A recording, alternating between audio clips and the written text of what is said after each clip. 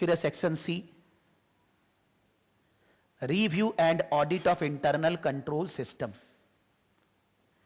ये जो review and audit of internal control system है, ये 15% है, ये बहुत ही माथा खराबी है, हमको भी पढ़ाने में मजा नहीं आता। Review and audit of internal control system, ये ऐसे हम बोला ना कि थ्योरी प्रैक्टिकल सब जगह भरती है, ये पूरा थ्योरी रहेगा, ठीक है। अब एक एग्जांपल दे, हाँ हम बोल रहे एक लेडी है जो बैंगलोर में क्लास लेती है, बैंगलोर में उसके पास उसका बेचारी का F3 P3 E3 3 पेपर है, तो वो F3 P3 E3 का एग्जाम, तीनों का एग्जाम 4 बार दे चुकी है, 4 बार दी। पहला बार ही उसका P3 और F3 हो गया था, हमसे नहीं पढ़े थे, हम तो पढ़ाते नहीं थे 4 बार पहले, वो 4 बार एग्जाम दे चुकी है, F3 और E3 का उसका एक बार में क्लियर हो गया, P3 बेचारी 4 बार फेल हुई थी, इस बार पास हुई। हमारे से क्लास इसे हम नहीं बोल रहे कि हमारा बड़ाई कर रहे हैं, लेकिन वो इसके पहले हर बार P3 बोले सर, और जब वो बोलती है उसका जो एक्सप्रेशन पावर है इंग्लिश में, कहीं ईज आर एम का भी कहीं कॉमा फुल स्टॉप भी गलती नहीं है, और वो केपीएमजी में इंटरनल ऑडिट डिपार्टमेंट में ही है, ही is in that area and in that paper C is always getting 46, 47, 48 वगैरह वगैरह। पता नहीं है ऐसा क्यों, ये तो उसको भी नहीं मालूम है, लेकिन फिर इस बार उससे क्लियर। मेरा ये बोलने का मतलब है कि अगर आपका मान लीजिए प्रैक्टिकल एक्सपीरियंस है भी, तो भी एग्जाम पास करना एक अलग चीज होता है। आज कोई जन का मान लो, अभी एक जन है, मेरे को कंपनी का नाम भूल गया, he is heading finance manager having 1500 crore of that company, मेरे को याद नहीं है, मेरे पास मेल है उसका, उनका टॉप सीमा का एग्जाम बाकी है। तो जब हम लोग जो केस स्टडी एनालिसिस जैसे स्ट्रेटेजिक लेवल का होता है ना, तो हम पहला क्लास को यूट्यूब पे चढ़ा देते हैं, हम चढ़ाया था, तो वो यूट्यूब पे सुने होंगे, यूट्यूब पे गया, सीमा क्लासेस प्रकाश सराफ आ गया, वो पढ़ा, उसके अंदर वो सुना, 1.5-2 घंटा मैंने चढ़ाया था, तो बोला कि हमको टॉप सीमा पढ़ना है, बिकॉज हमको आपका एनालिसिस बहुत अच्छा लगा, लेकिन उसको सितंबर के लिए पढ़ना है। हम बोला सितंबर के लिए टॉप सीमा हम नहीं पढ़ा पाएगा, बिकॉज हमारा सिलेबस नवंबर तक कंप्लीट होएगा, है रिसीट होगा कुछ उनका, तो उनको उसके लिए पढ़ना है। तो हम बोला उसके लिए हम तैयार नहीं है, हम नवंबर तक दे पाएंगे, आप अगर नवंबर में एग्जाम देंगे देन, तो बोलता है आप जितना पढ़ाएंगे हम उतना ही पढ़ लेंगे, फिर भी हम सितंबर में एग्जाम देंगे। माने एक बात बोल रहे कि ऐसा ऐसा लोग है जो लोग 20-20 साल से जॉब में है और वो कंपनी को हेड कर रहे हैं, वो माने ये नहीं कि जूनियर कोई है, वो खुद बोल रहे कि I am heading a company, I am controlling 1500 crore का फाइनेंस कंपनी, सारा फाइनेंशियल मैटर मेरे हाथ में है, still he is doing Seema. Course का रिक्वायरमेंट समझो, मान लो कोई बोलेगा डिमांड नहीं है, हम एक बात बोल रहे हैं, तो वो तो बेवकूफ ही है, 1500 करोड़ कंपनी को चलाने वाला बेवकूफ का जैसे कर रहे हैं, क्यों कर रहे हैं? आदमी हजारों है, मुंह बोलने में लगता क्या है। जैसे कल एक जन आया, बोला भैया सीमा का डिमांड तो नहीं है, हम बोला कौन बोला आपको, कैसे, थोड़ा बताइए। बोला ऐसे थोड़ी ना होते यार, हम ये नहीं बोल रहे आपकी, हम एक बात, हम ये नहीं बोल रहे कि कोई जन बोलेगा सीमा का बहुत डिमांड है, कैसे, ये तुम भी बताओ, हम नहीं बोल रहे, लेकिन लॉजिक जैसे हम समझ लो लॉजिक दे रहे हैं कि वो पर्सन है, वो कर रहे हैं, या वो लोग, तुम लोग के साथ नहीं, तुम्हारे साथ गेटवे में एक लड़की थी ना, पतली लड़की, जो नेक्स्ट सिप्रा नहीं, जो खाली गेटवे पड़ी थी, उसके बाद स्ट्रैटेजिक लेवल में वो यहाँ नहीं पड़ी थी, वो घर पे माने बैंगलोर में चली गई थी, वो आनंदिता तो मोटी, वो अलग, एक और मेरे को नाम भूल गया, वो क्या है जो भी, देवलीना, ठीक है। तो वो बैंगलोर चली गई, वो क्लास वहां से की थी, उसका हर पेपर में 83-84 मार्क्स आया है, 74, 83 सर, सोचिए सर, आता है क्या नंबर? हाँ सर, आता ही नहीं है नंबर, काम करते करते, घर पे क्लास लेकर, रिकॉर्डिंग क्लास लेकर, नॉट दैट कि लाइव आकर, और समझ लो आज टॉप सीमा उसको पढ़ना है, बोल रहे हैं कि कोई पढ़े नहीं पढ़े, आप हमको जरूर क्लास भेज दीजिएगा, उसको क्लास चाहिए टॉप सीमा। तो आज मान लो अब कोई नहीं आया, बिकॉज कोई बचा ही नहीं है यहाँ पर पढ़ने वाला, हम तो ऐसे ही, हाँ मान लो बाई चांस मान लो उसको नहीं पढ़ना है, कुछ भी हो सकता है ना, हम दीवार को देखकर बोलने वाला भी, तुम लोग तभी बैठा है, हम ऐसे ही बोलेगा, बिकॉज हम जो लोग से फीस लिए उससे तो कराना पड़ेगा ना उन लोग को। तो अभी प्रेजेंटली यहाँ हमको पता चलेगा जब चालू होएगा अभी बैच, बाहर में अभी तक 4 जन हुआ है, 4 जन टॉप सीमा पढ़ने वाला है, लेकिन और भी हो सकता है, क्योंकि धीरे धीरे कोई जरूरी नहीं कि फर्स्ट दिन ही मेरे पास आ जाता है, लोग आते रहते हैं धीरे धीरे, बीच बीच में किसी को लगता है वो यूट्यूब में बाद में सुना, ऐसे आते रहते हैं। लेकिन एक बात है कि कोर्स ऐसा है, चैलेंजिंग कोर्स है, मजा आता है पढ़ने में, ये नहीं कि थ्योरी है कि प्रैक्टिकल है। अगर आप मजा लेके पढ़ेंगे तो मजा आएगा, आपको लगेगा थ्योरी बोरियत। हम ये बात जैसे जहां बोरियत लगेगा हम बोल ही रहे, ये जो सी नंबर पढ़ेंगे माथा खराब होएगा 15%। इसमें हम लोग को, हमको भी बोरियत लगता पढ़ाने में, स्टूडेंट को भी, लेकिन ये 15% पोर्शन थोड़ा माथा खाऊ है। पॉइंट है internal control, internal auditor, external auditor, ये सब लिखा है। अब वो माथा खराब होता है, फिर भी पढ़ना पड़ेगा, क्या करें, 15% के लिए जानना तो पड़ेगा ना। लेकिन प्रैक्टिकली बहुत इंपॉर्टेंट चीज है ये। तो आज हम ये सोचते हैं कि वो लेडी यही एरिया में काम करती है, P3 उसका काम है, एग्जाम में पास नहीं होती थी। बोलो क्यों नहीं होती थी? वो बोल रही है कि मेरा खाली एक भी प्रॉब्लम है सर, जो आगे फाइनेंशियल मैनेजमेंट वाला रिस्क है ना, बोलता वो हमसे सम्स डिवाइड मल्टीप्लाई ये सब होता नहीं है फॉरेक्स। तो बोलता उसके अंदर जो क्वेश्चन आता है हर बार हमारा गड़बड़ हुआ होगा, उसीलिए हमारा गड़बड़ होता है। वो बोल रही है ये बात, वो बोले हमारा इसीलिए गड़बड़ होता है, हमको मालूम है, बिकॉज और सब तो मोटा मोटी ठीक ही लिख लेते हैं, इंग्लिश हमारा स्ट्रांग ही है। और वो बोलती है कोई एग्जाम में मेरा कभी भी 70% से नीचे मार्क्स नहीं आया। बोला सीमा वाला हमको दिखा दिया पास करना क्या होता है। सही कभी वो मार्क्स नहीं आया 70 से नीचे, वो बोलती है खाली सीमा में P3 में हमको रुला दिया बोलते, ये बोली बेचारी। ठीक है, इसके अंदर चैप्टर है चैप्टर 6 to 10, 5 चैप्टर है, छोटा छोटा है, ज्यादा पेज नहीं है, लेकिन फिर भी 100 पन्ना करीब तो बनेगा पांचों चैप्टर, चैप्टर 6 to 10। ठीक है,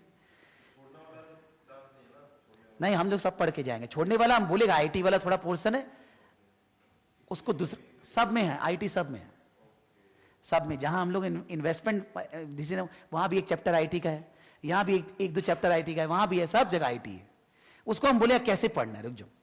फिर उसके बाद section D management of financial risk, section D management of financial risk 35% major area है, ये हाईएस्ट वेटेज है। इसके अंदर आपका वही फॉरेक्स वगैरह ये सब घुसा हुआ है, foreign exchange rate, inflation, interest rate, ये सब सभी तरह का रिस्क है। एग्जाम में इंटरेस्ट रेट रिस्क से क्वेश्चन दिया था, इंटरेस्ट रेट रिस्क से रिलेटेड 10 नंबर का पहले प्रैक्टिकल करने बोला, 5-5 दो कैलकुलेशन करना था और उसके ऊपर 10 नंबर का थ्योरी लिखना था। तो अगर वो इंटरेस्ट रेट रिस्क कैलकुलेट गलत किए होंगे, सारा थ्योरी गलत लिख रहे हैं, पूरा 20 नंबर चला जाएगा। तो 50 नंबर की स्टडी तो डूब गया, बिकॉज जो अच्छा होने वाला था वो तो गया, और तो उसके अलावा जो भी लिखेंगे पूरा मार्क्स तो मिलना नहीं है। तो केस स्टडी में अगर आपका 10-12 नंबर आ रहा है, 50 नंबर में वहां आएगा नहीं 40, कैसे आएगा? इतना एक्यूरेसी कहां से लाएंगे आप? एक्सेप्शनल है बात अलग है, लेकिन नॉर्मली फिर गड़बड़ हो जाएगा, 50 नहीं आ पाएगा। यानी कि बहुत जरूरी है कि सब जगह एकदम सुझा हुआ करके पेपर करके आना बढ़िया से। सेक्शन ई है, इसके अंदर चैप्टर है, चैप्टर छोटा सा ही है, इसके अंदर 11 to 14, 11 to 14। माने एक्चुअली क्या है कि जो सेक्शन बी है और डी है वो दोनों पढ़ने में ज्यादा मजा आएगा, सेक्शन ए और सी पढ़ने में थोड़ा बोरियत लगेगा, सी तो बहुत ही ज्यादा। ठीक है, फिर उसके बाद सेक्शन ई,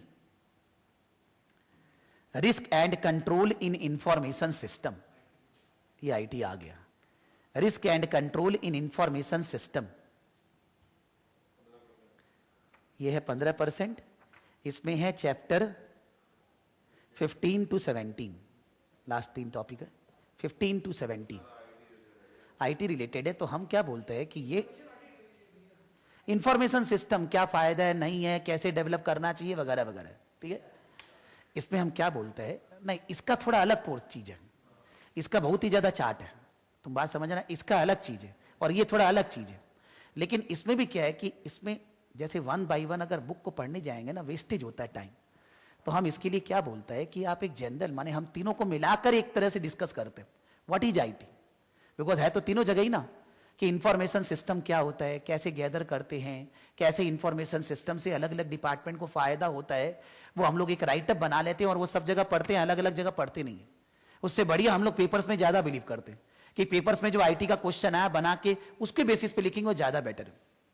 जैसे कल हम थोड़ा सा जो CWA है ना, CWA फाइनल में सिलेबस चेंज हुआ है 2012 में, तो उसमें थोड़ा सा वो लोग सीमा का सब कॉपी किया है, बिकॉज है तो उसका भाई बंधु ही ना, बोला भाई वो बेस्ट कोर्स है उधर से कॉपी करो, तो मैं वही बोला, तो वो लोग वहां से कॉपी किया है अभी नया CWA के अंदर। तो हम उसके नहीं आ जाएगा शायद, नहीं नहीं वो ठीक हो जाएगा, लेकिन फिर भी चलो हम लोग,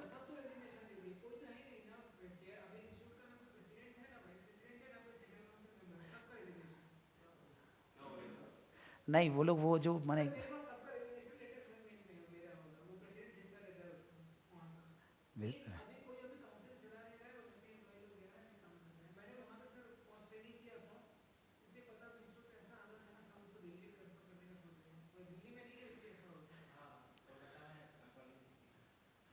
ममता बनर्जी है या नहीं क्या पता नहीं है। अच्छा अच्छा ठीक है, नहीं नहीं हमारा क्या बोलने का मतलब है, तो उन लोग कोर्स में डाला है, तो हम लोग तुम लोग का स्ट्रैटेजिक लेवल का एक सम कर रहे थे 25 नंबर वाला, बिकॉज जो जो रेलिवेंट होता है हम वो लोग कराते हैं। तो उसमें क्या था कि एक कंपनी था सीडी डीवीडी वीडियो गेम्स वगैरह बेचता था, ठीक है। कंपनी 1970 में बना था, यानी कि आज 2014 आ गया तो 44 ईयर्स हो गया। जो कंपनी को बनाया था प्रमोटर, वो कंपनी का चेयरमैन है, तो वो आज कितना साल का होगा मोटा मोटी सोचिए आप लोग, मतलब 65-70 साल का होगा, यानी कि बाल सफेद हो गया होगा उसका। अब क्या है, उसको क्या लगता है कि दुकान में, आप धर्मतला में भी बहुत सारा दुकान नहीं देखे होगे क्रॉसिंग पे, सीडी डीवीडी का ये सब का दुकान है, देखे कभी? हाँ सब देखता है, ठीक है, ये ठीक है देखा है। चलो हमारा ये बोलने का मतलब है उस दुकान में कोई रहता है क्या, कोई सामान लेने वाला? लेकिन कभी कभी आ जाता होगा, लेकिन आज से 20-25 साल पहले वो इतना छोटा सा दुकान है, 100 स्क्वायर फीट 150 स्क्वायर फीट का, वो सब दुकान के अंदर 50 आदमी रहता था, बाहर 50 उमड़ते रहता था, सीडी चाहिए डीवीडी चाहिए, गाना सुनेंगे मूवी देखेंगे। एक और एग्जांपल हम दे रहे, जब हम बचपन में समझ लो 5-7 साल का था, 10 साल का होगा यार, एग्जैक्टली नहीं याद है, तो पता चला कि कहीं पर वीसीआर चलेगा, वीसीआर चलेगा रात को 11 बजे से करीब 25 किलोमीटर दूर, ठीक है। तो हम 25 किलोमीटर दूर भाग के चला गया छत्ता पे वीसीआर देखने के लिए कि टीवी देखेंगे, एक बात समझो। तो आज वो जमाना है क्या? आज तो फ्री में म्यूजिक डाउनलोड है, नेट पे जाइए, टीवी म्यूजिक आपके घर पे, अगर माने सेट टॉप बॉक्स नहीं छूट गया, रिकॉर्ड हो जाएगा, फिर देख लीजिएगा। अब तो ये सब नहीं है, तो सीडी डीवीडी का दुकान में कोई जाके सीडी डीवीडी खरीदता है क्या? हम नहीं बोल रहे कोई नहीं खरीदता है, ये सब बहस नहीं करना है, लेकिन जो मार्केट पहले था आज वो है क्या? आज तो सब नेट से बिक रहा है। वो आदमी क्या सोच रहा है, जो प्रमोटर है, जो 1970 में बना था, उसको लगता है कि ये सब नहीं है, ये सब चलेगा नहीं, चलेगा हमारा ही दुकान, आके लोग सीडी डीवीडी खरीदेगा, वही है बाबू आवा ताली बाजे, वो आएगा कोई नहीं, उसका बिजनेस बंद होने वाला है। तो उसने 50-100 दुकान खोला था, आधा तो बंद हो चुका है, न्यूज़पेपर में ऐड भी आया। एक कंपनी का नाम सुने होंगे, HMV, बंद हो गया 2013 में, कंपनी बंद हो गया, 100 साल पुराना कंपनी, वो बड़ा बड़ा डिस्क वगैरह ही बेचता था, बड़ा ही हो गया, खत्म। यानी कि बहुत सारे इंडस्ट्री में टेक्नोलॉजिकल जब चेंजेस आता है तो आप उसको एडॉप्ट नहीं करेंगे, आप सोचेंगे, आपको तो स्टूडेंट के बारे में मालूम ही नहीं है कि वो तो क्लास में आते वक्त कान में लगा के सुनते हुए आता है, तो वो स्टूडेंट जाके सीडी डीवीडी खरीदेगा क्या? रखी रहना अपना डीवीडी सजोना, तुम बात समझना, who are the customers who will buy the product. तो अब उसके बारे में एक राइटअप लिखा, फिर उसके बाद क्वेश्चन से को रिलेट किया, पूछा, तो आज उसमें आईटी वगैरह के कारण ही तो ये सारा हुआ ना। आज हम लोग रिकॉर्ड कर रहे हैं, क्लास सब जगह जा रहे हैं, हम ही तो खुद बोलते हैं 5 साल पहले कोई स्टूडेंट का बेचारा क्लास मिस होता गया, खत्म, कहां से होगा? हम लोग सीएफए पढ़ाते थे, 2 घंटा बाद एक बैच, फिर दूसरा, फिर तीसरा, दिन में 14 घंटा पढ़ाते थे विदाउट ब्रेक, एक के बाद दूसरा, कोई ब्रेक नहीं। तो अब बेचारा कोई दूसरा छूट भी गया, वो बोलेगा कब कब पढ़ाए हम खाली भी तो रहे ना, अगला बोलने के लिए हुई तो उसको तो मालूम है हम खाली नहीं, हम पढ़ाएं कैसे। आज तो क्या है, बैकअप, कल आ जाएंगे भैया, आ जा भाई। लेकिन पहले जब बैकअप नहीं था, किसी का बैच मिस नहीं होता था, कोई क्लास एब्सेंट भी नहीं करता था मोटा मोटी, सब पहले सोचते थे क्लास जाना है, अब तो क्या है, बैकअप कर लेंगे। अब ये है ना, यानी कि ऑप्शन होने से और खराबी, ऑप्शन नहीं होता बढ़िया रहता, बात ये। इसलिए टेक्नोलॉजिकल एडवांसमेंट आपको अपॉर्चुनिटीज भी देता है, तो उससे प्रॉब्लम्स भी तो अराइज होती है ना, डिसएडवांटेज एडवांटेज दोनों है। उन सब बातों को यहां एक्सप्लेन किया गया। तो अगर आईटी को बोलेंगे, कोई परिप्रेक्ष्य में बात डिस्कस करेंगे ना, अच्छा लगेगा, ऐसे जनरल आईटी डिस्कस करेंगे बोरियत लगेगा, इसलिए हम उससे नहीं पढ़ाते हैं। हम पहले आईटी का जनरल नॉलेज दे देते हैं, 2 पेज नोट्स लिख लेते हैं, फिर हम बोलता है जब पेपर करेंगे ना वहां डिस्कस करते रहेंगे आईटी। इसको पढ़ के टाइम वेस्ट करके कोई लाभ नहीं है। तो तीनों जगह आईटी का जो जो पोर्शन है हम उसको बचा के रखते हैं, वो एक साथ एक बार में पढ़ते हैं, अलग अलग जगह ये टॉपिक नहीं पढ़ते। मतलब हम लोग जो आईटी 15% लिखी है उसको अलग से नहीं पढ़ने वाले हैं, वो एक बार तीनों सब्जेक्ट का एक साथ आईटी पढ़ेंगे, ठीक है। नेक्स्ट आते हैं E3।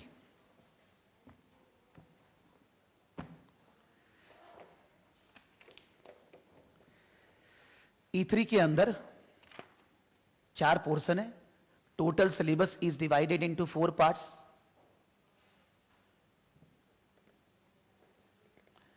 सेक्शन ए,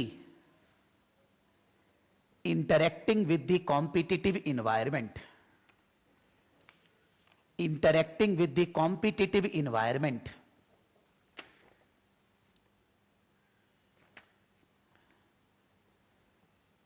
ये है 20%। इसके अंदर चैप्टर 2 टू चैप्टर 7 कवर होता है। 20% चैप्टर 2 टू चैप्टर 7। हाँ, 20% ऑफ द सिलेबस है चैप्टर 2 टू चैप्टर 7। इसके अंदर ये पहले बेसिक E3 सब्जेक्ट का मतलब क्या है। E3 सब्जेक्ट मतलब marketing plus strategy. What is strategy? हम लोग ऐसा बोलते हैं, मान लो हम ट्यूशन पढ़ा रहे हैं। क्यों ट्यूशन पढ़ा रहे हैं? हम और कुछ क्यों नहीं करते? सीमा का ही ट्यूशन क्यों पढ़ा रहे हैं? CWA CA ही क्यों पढ़ाते? और कुछ क्यों नहीं पढ़ाते? कलकत्ता में ही क्यों पढ़ाते? दूसरा जगह क्यों नहीं पढ़ाते हैं? कुछ तो कारण होंगे। प्लस फ्यूचर में हम कैसे ग्रोथ करने वाला है, कौन सा और नया सब्जेक्ट पढ़ाने वाला है, ACCA पढ़ाने वाला है, क्यों पढ़ाने वाला है, कैसे ग्रोथ होगा। हम आज से अपने आप को 5 साल बाद कहां देखता है, 10 साल बाद कहां देखता है, मेरा विजन क्या है, मिशन क्या है, ऑब्जेक्टिव्स क्या है, स्ट्रैटेजीज। आप कोई भी कंपनी का वेबसाइट पे जाएंगे, आपको उसका मिशन, विजन, ऑब्जेक्टिव्स, गोल्स, ये सब मिलेगा। ये कौन तैयार करते हैं? कंपनी के टॉप कॉर्पोरेट्स, माने जो टॉप लेवल पे लोग हैं, CEO, चेयरमैन, मैनेजमेंट, ये लोग डिसाइड करते हैं कि हम लोग क्या चाहते हैं, कि कंपनी का डायरेक्शन कहां होगा। आज से 5 साल, 10 साल, 15 साल बाद हम लोग कंपनी को कहां देखते हैं, ऑर्गेनाइजेशन को कौन सा बिजनेस करना चाहिए। पहले ये स्ट्रैटेजी तैयार की जाती है। ये स्ट्रैटेजी तैयार करने में हम लोग क्या क्या प्रिंसिपल्स ध्यान रखते हैं, क्या बात सोचते हैं।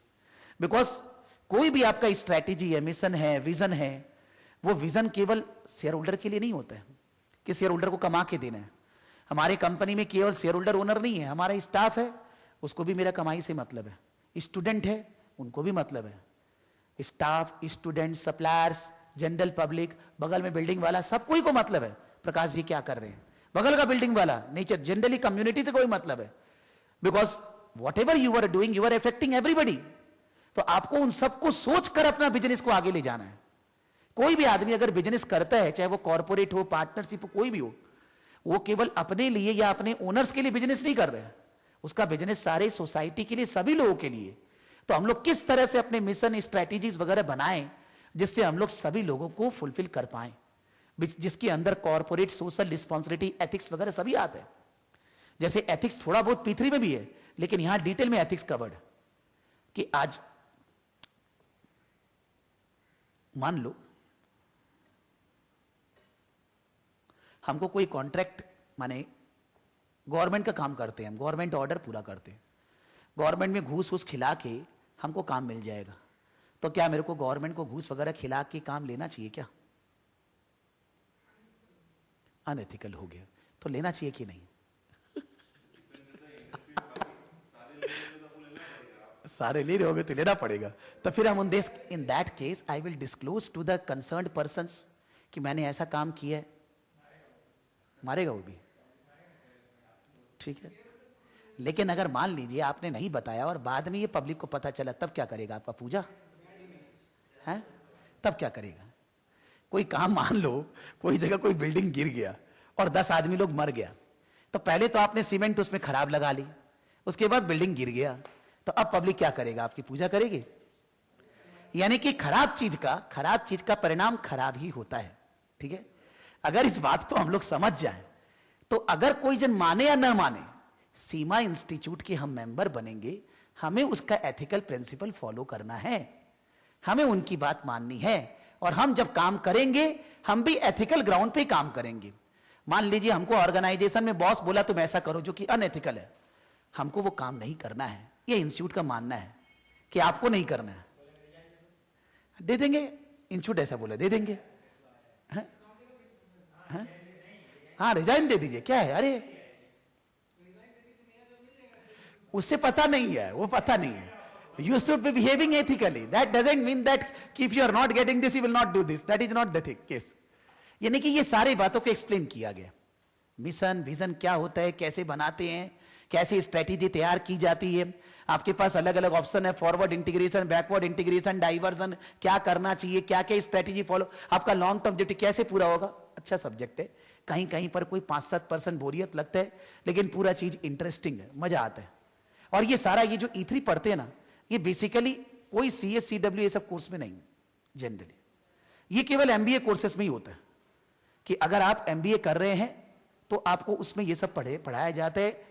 चाहे IIM से MBA करेंगे, कोई भी स्ट्रीम में ये पढ़ाया जाता है. उसको ये लोग अलग से कवर किए, जो कि E1 E2 E3 तीनों जगह. E2 में भी हम लोग खाली प्रोजेक्ट मैनेजमेंट पढ़ के निकल गए, E1 से पाला ही नहीं पड़ा. अब E3 से पाला पड़ेगा. अब हम लोग को पूरा जानना होगा कि जो चीज हम लोग का बैकलॉग है वो इनडायरेक्टली यहां से कवर करना होगा. इवन सर अब नहीं है, अब क्या, आप तो 100 नंबर, अब क्या बताएं, सब पढ़ना, आप सब जगह के जैसे बराबर है. अब आप कोई डिफरेंस नहीं है कि सीए है तो क्या हुआ, कोई मतलब नहीं है. At this level everybody is same. कोई जन कैसे भी सीमा में एंटर किया हो, वो यहां आके बराबर हो जाता है. बिकॉज उनके हिसाब से ये चीज किसी का भी नहीं पढ़ा हुआ है, सबको पूरा पढ़ना है. उन लोग ये मानते हैं. ठीक है. तो इसके अंदर सेक्शन ए हम लोग बोला introducing with the competitive environment 20%. फिर section B change management. Section B change management 20%.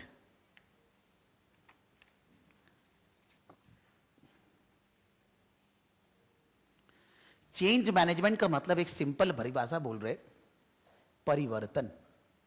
क्या परिवर्तन अच्छा लगता है क्या? एक एग्जाम्पल दे रहे, मान लीजिए कोई कंपनी में ज्यादातर काम मैन्युअली होता था, अब सारा काम समझ लो कंप्यूटर सॉफ्टवेयर वगैरह से होएगा, तो क्या स्टाफ लोग को अच्छा लगेगा? क्यों दुख होगा? तो उन लोग को लगेगा कि हमको तो कंपनी छोड़ देगा, हमको तो निकाल देगा, तो इसलिए हम लोग कंपनी को चेंज करने नहीं देंगे. लाल झंडा हरा झंडा भारत है. डर क्या, वो लोग डरा ही देगा ना, करने ही नहीं देगा ना. डर क्या होता है, डर का बात बाद में आता, बोले करने ही नहीं देंगे. तो क्या हम लोग कोई भी चीज का परिवर्तन फटाक से कर सकते हैं क्या?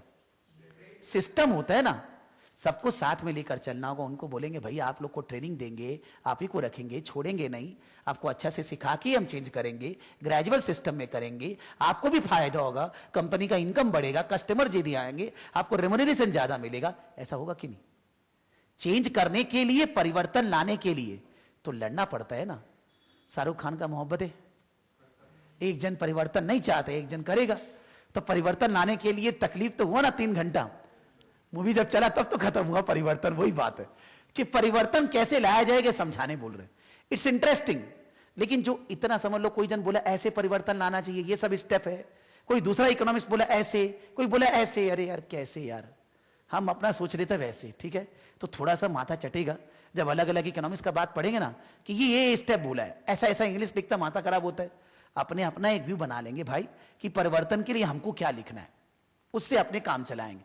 और अगर कोई पर्सन का मान लो देता नहीं है जनरली कि इसी इकोनॉमिक्स जैसे बोला वैसे ही लिखो स्टेप, तो वो तो रट्टू टट्टू हो गया, वो तो वैसे भी गड़बड़ होने वाला है. मान लो अगर हम नहीं ध्यान करके, तो एक बार रीड करेंगे, लेकिन एक अपना व्यू बनाना पड़ेगा. What is the criteria for change, कब चेंज होना चाहिए, कैसे चेंज होना चाहिए, चेंज सिस्टम क्या है, उसको बोलते हैं चेंज मैनेजमेंट. This is 20%. इसके अंदर चैप्टर है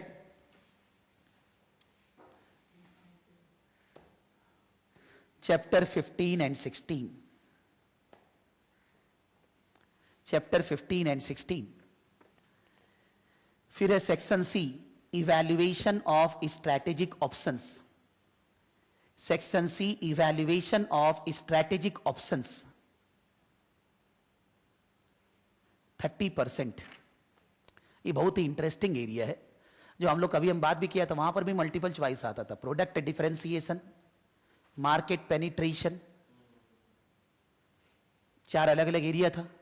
एक नया प्रोडक्ट लाएंगे, एक नए मार्केट में जाएंगे, एक उसी मार्केट में वही प्रोडक्ट बेचते रहेंगे, एक डाइवर्सिफिकेशन करेंगे. तो वो एरिया को लेकर फ्रेंचाइजी, ज्वाइंट एग्रीमेंट, बर्जर्स वगैरह सब कुछ को लेकर स्ट्रैटेजिक ऑप्शंस, क्या क्या ऑप्शंस है आपके पास, जिससे आपकी लॉन्ग टर्म स्ट्रैटेजी जो पूरी होगी, उसको समझाया गया. ये पोर्शन कवर किया गया. This is 30%. Huge syllabus. इसके अंदर टॉपिक्स है 8, चैप्टर 8, चैप्टर 9, चैप्टर 10, 8, 9, 10 और भी इसके अंदर आता है 8, 9, 10 के अलावा नीचे 13, 14, 8, 9, 10, 13, 14 ये पांचों चैप्टर इसके अंदर आते हैं। लास्ट में है section D, implementation of strategic plans. Implementation of strategic plans,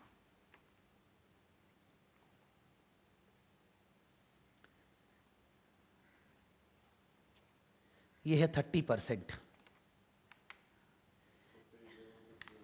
नहीं, एक्चुअली यहां पर गड़बड़ हो गया। ऊपर वाला जो मैंने 13, 14 बोला था ना, वो इसके अंदर आएगा। ऊपर में 2 ही चैप्टर रहेगा, 3 रहेगा। यहां पर है 11, 12, 13, 14, 11, 12, 13, 14 4 चैप्टर कवर्ड है। ठीक है, मतलब ऐसे सोचो कि मान लीजिए हमने किसी भी पोर्शन में मान लिखा सेक्शन ए, तो जो P3 वाला सिलेबस है उसमें हमने लिखा 5 सेक्शन है। आप ऐसा मान के चलिए कि जो फाइनेंशियल रिस्क वाला पोर्शन है उसमें आपको मोटा मोटी 4 से 5 क्लास लगना है।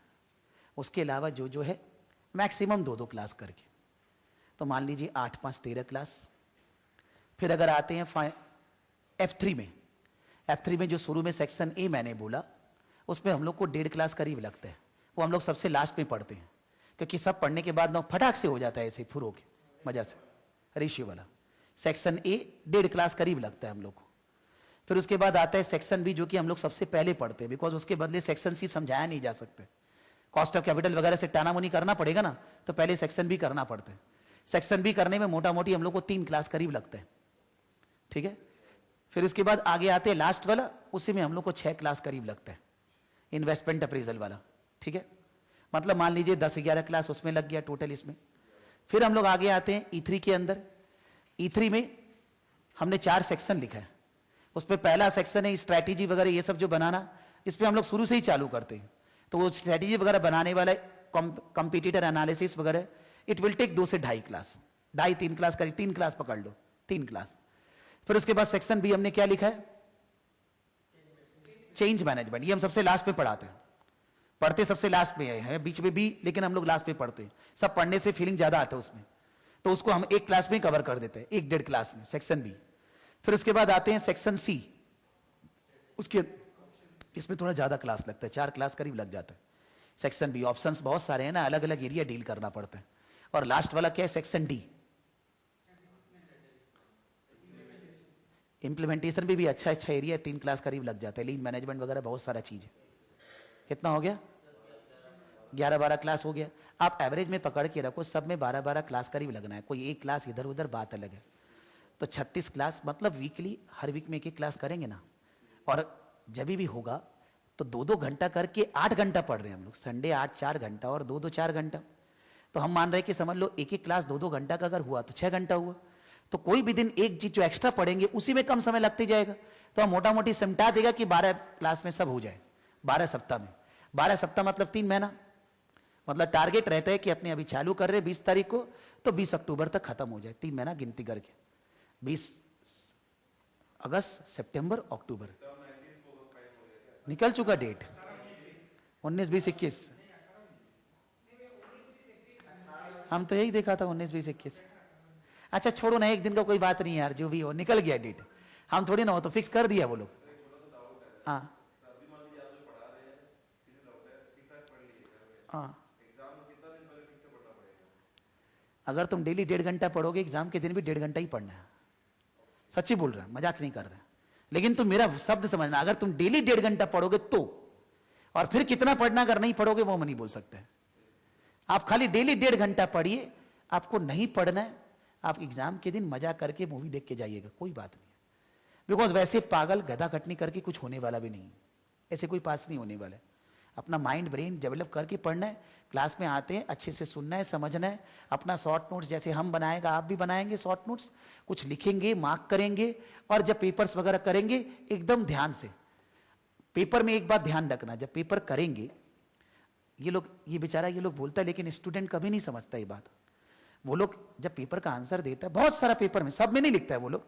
मान लो तुम 4 पेपर किया, एक पेपर में वो लोग नीचे लिख देता है कि ये आंसर आप ऐसा मत सोचिएगा आपको ये लिखना है, क्योंकि आप ये लिख नहीं पाओगे। लिख दिया है वहां, जो आंसर मैंने लिखा है वो आप नहीं लिख पाओगे, और आपको उतना लिखना भी नहीं है। मान लीजिए 5 नंबर के लिए हम लोग 5 पॉइंट ही तो लिखेंगे ना, वो 20 पॉइंट लिख दिया। अब स्टूडेंट सोचेगा इतना लिखना, वो बोल रहा है लिखना ही नहीं है। वो तो बोल रहे हैं हम आपको इससे रिवाइज कराना चाह रहे हैं पूरा क्या था, because given the time frame I will not be able to write more than what is possible. 3 घंटा में तो 3 घंटा ही जितना लिखेंगे ना, तो उनका आंसर देखकर ये नहीं सोचना है वही लिखना है। वो लोग सिलेबस रिवाइज कराता है सारा आपको। तो आप अगर पेपर्स करोगे तो क्या होगा, जो भी आप पढ़ के रखे वो सारा रिवाइज होने लग जाएगा। हमको पेपर करने के टाइम पे क्या करना चाहिए, पेपर का हम केसलेट पढ़ा, क्वेश्चन वो लोग बोला, हम मन में सोचे। अब तो ये भी नहीं है सारा लिख के करना है, क्योंकि मोटा मोटी हम जो सोचा वही तो हम पढ़ेगा। हमको ये देखना है जितना हम सोचा है, जो जो एरिया, क्या आंसर में वो कम से कम 50% करीब है। इसका मतलब हम जीत रहे हैं, हम ठीक लिख रहे हैं, हम ठीक सोच रहे हैं। लेकिन आपने सोचा वो है ही नहीं, तो वो लोग तो सारा एरिया कवर कर दिया, फिर भी आपका नहीं कवर हुआ। इसका मतलब कहीं त्रुटि है ना, आपने ठीक से नहीं सोचा। प्रैक्टिस हमको ये करना है एग्जाम के टाइम पे, समझ रहे हैं? मतलब 25 दिन हम लोग केवल यही करेंगे। कोई भी एग्जाम में पास पेपर नहीं करेंगे, फेल होना निश्चित है। सब करेंगे। मान लो तुम सारा केस स्टडी मत करो, 2-3 तो करो। अपना वाला केस स्टडी पे ज्यादा फोकस रहेगा, 2-3 तो केस स्टडी करके जाना चाहिए। एकदम सर, सारा पूरा 2010 से सारा है, वेबसाइट के ऊपर सारा है। उस लेवल के अंदर जाओ, उस पेपर के अंदर जाओ, क्वेश्चन पेपर आ जाएगा, उसमें क्वेश्चन आंसर हर एक टर्म का 1 by 1 है, A to Z कवर्ड है, पूरा एरिया कवर्ड है, कहीं से कुछ मिसिंग नहीं। आ चुका, कब आ जाएगा? मैंने स्टूडेंट को अक्टूबर में, हम आपको सितंबर में दे देंगे, हम बोला तो माने जब देगा मेरे को। अब हम कैसे बोले, हमको लगता है वो लोग हम लोग को बोलते हैं कि आपको हम लोग 25 दिन पहले स्टूडेंट से दे देते हैं, तो हम सर डिफरेंशिएट नहीं। वो लोग ये बोल रहे हैं कि जब आप स्टूडेंट को पढ़ाएंगे तो आप अगर अपने लेवल पे पैटर्न एनालिसिस करके स्टूडेंट को बोलेंगे, उसको बेचारे को अच्छा लगेगा ना। आप भी स्टूडेंट जैसे ही बोलेंगे तो कैसे रहेगा, बात समझ रहे हैं? दैट वे दे वांट, इसलिए वो लोग हमको पहले देते हैं।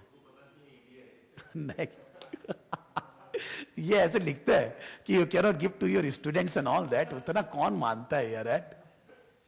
तो हम भी क्या करते हैं, हम स्टाफ को बोल देते हैं कि तुम अपना मेल से मेल कर देना यार, इतना कर लेते हो और क्या, कि तुमको मिलने से मतलब है ना। हम उसको बोलते हैं तुम अपना मेल से मेल करना, हम नहीं, तुम लोग बोला जो दूसरा जना उसको तो मेल करवाएगा, तुम लोग को तो यहां दे दिया, तुम पेन ड्राइव में ले ले आके, जो बाहर स्टूडेंट कर रहा है उसको कहां से देगा?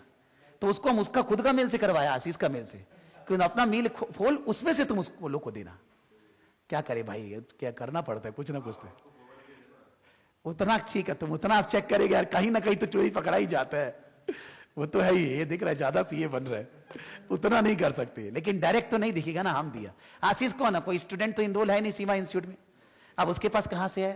उतना नहीं है सर, ठीक है, उतना नहीं होता है, उतना चलेगा। हाँ ठीक है, बोलने जाएगा बोल लो यार, क्या है जो, अच्छा ठीक है, बोल लो ना, क्या है?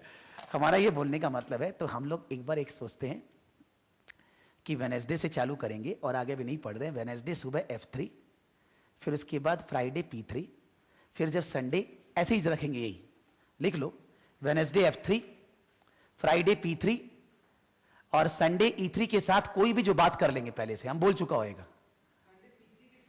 संडे E3 के साथ कोई एक और, पहले E3 2 घंटा पढ़ लेंगे, फिर उसके बाद जो भी F3 या P3 में से लेगा ना, ये वाला पढ़ते हैं आज, वो पढ़ लिया करेंगे।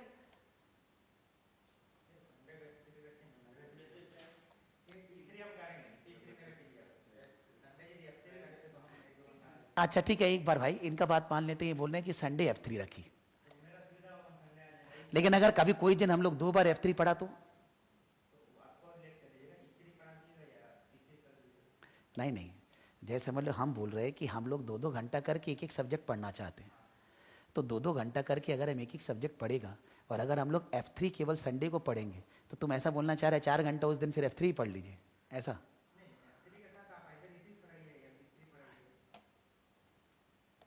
अच्छा वो समझ गया, हाँ।